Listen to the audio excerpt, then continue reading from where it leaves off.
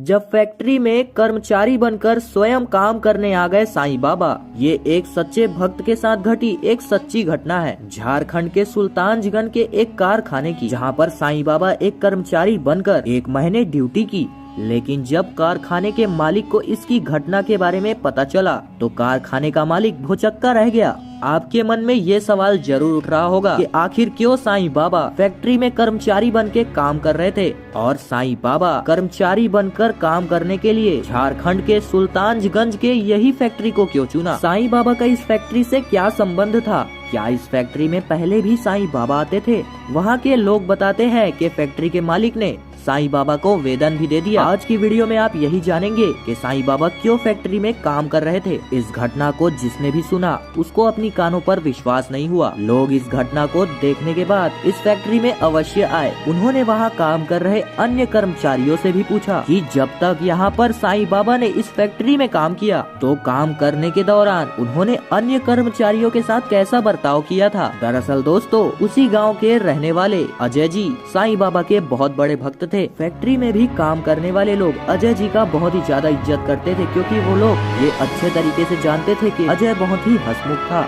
और वहाँ पर सभी लोगों को दिन भर हंसाया करता, साथ ही फैक्ट्री में सभी लोगों का मदद भी किया करता। अजय उसी गांव में सुल्तानगंज के एक छोटे से गांव में रहा करता था। अजय हाल ही में नया आया था, इसलिए वो किसी को अच्छे तरीके से जानता नहीं था और खुद भी किसी से ज्यादा मतलब नहीं रखा करता था। अजय हर दिन साईं बाबा को पूजा करने के बड़े ही प्यार से खिचड़ी का भोग अर्पण किया करता था। अजय बड़े ही चाव के साथ फैक्ट्री में भी सभी लोगों को खिचड़ी बांटा करता था। अजय के फैक्ट्री में ही काम करने वाले लोग अजय को बोलते थे कि तू खिचड़ी बनवाने में ही इतना ज्यादा पैसा क्यों व्यर्थ करता है? खिचड़ी बनवा के बांटने के बजाय तू कुछ और मंगाकर नारियल फोड़कर सभी लोगों को बांट दिया कर, इससे तुम्हारा पैसा बच जाएगा। लेकिन अजय हमेशा यही बोलता था कि साईं बाबा को खिचड़ी बहुत ही ज्यादा पसंद है और वे जितना भी ज्यादा कमाता है सभी साईं बाबा के ही बदौलत है। दोस्तों, अक्सर आप सभी लोगों ने देखा होगा कि किसी भी भक्त के ऊपर कभी भी कोई भी विपदा आती है तो वे लोग हमेशा उस बात के लिए भगवान को कोसने लगते हैं, और कुछ लोग तो ऐसे हैं जो भगवान को गाली देने से भी नहीं चूकते हैं। ऐसी भक्ति करने से क्या फायदा जब आपका विपदा आने पर आप अपने इष्ट देव को कोसने लगे।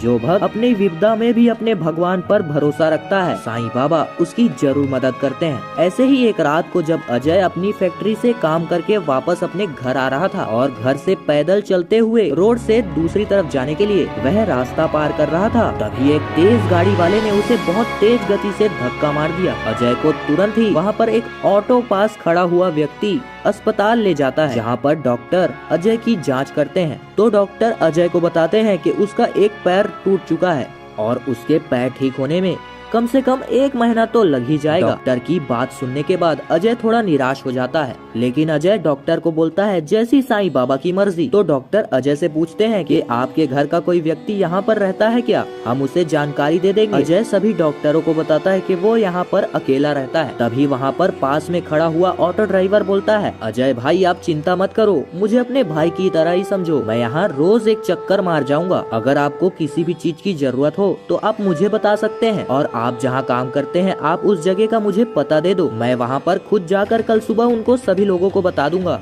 अजय ऑटो ड्राइवर को बहुत ही ज्यादा धन्यवाद बोलता है और वह बोलता है कि फैक्ट्री में बताने की कोई भी ज्यादा आवश्यकता नहीं है, मेरे कुछ दिन ना जाने के बाद वे किसी और को रख लेंगे, जिससे उनके तो काम का नुकसान नहीं होगा और मैं नहीं चाहता कि मेरी वजह से किसी और का नुकसान हो। आप सिर्फ मेरे लिए एक साईं बाबा की छोटी सी मूर्ति लाकर कहीं से दे सकते हो क्या? अगर आप ला सकते हैं तो आपकी बहुत ही बड़ी कृपा होगी। इस बात को सुनने के बाद ऑटो ड्राइवर तुरंत ही बाजार जाता है और कुछ ही देर में साईं बाबा की एक छोटी सी मूर्ति लेकर अजय को दे देता है। और साईं बाबा की मूर्ति देने के बाद कुछ ही देर बाद वो ऑटो ड्राइवर वहाँ से चला जाता है। अजय साईं बाबा की मूर्ति को लेकर वहाँ पर बात करने लगता है और वह साईं बाबा से बोलता है कि जो कुछ भी हुआ साईं बाबा आपकी ही मर्जी से हो रहा है, इसमें भी कुछ अच्छा ही होगा, लेकिन मुझे फिर से नौकरी ढूंढने में बहुत ही ज्यादा समय लग जाएगा। अजय मुस्कुराते हुए बोला कि क्यों ना आप मेरी जगह फैक्ट्री में जाकर नौकरी कर लेते। इतना बोलकर अजय बहुत ही ज्यादा खूब हंसता है और थोड़ी ही देर बाद वो सो जाता है। अजय 1 महीने बाद जब ठीक होता है तो वो घर जाता है तो वो सोचता है कि क्यों ना मैं घर जाने से पहले फैक्ट्री में जाकर सभी से हाल चाल ले लूं, और अगर फैक्ट्री में कोई जगह खाली हो तो उसे फिर से नौकरी मिल जाएगी। यही सोचकर वो फैक्ट्री जाता है और जब अजय फैक्ट्री पहुंचता है तो उसे बहुत ही ज्यादा अजीब लगता है।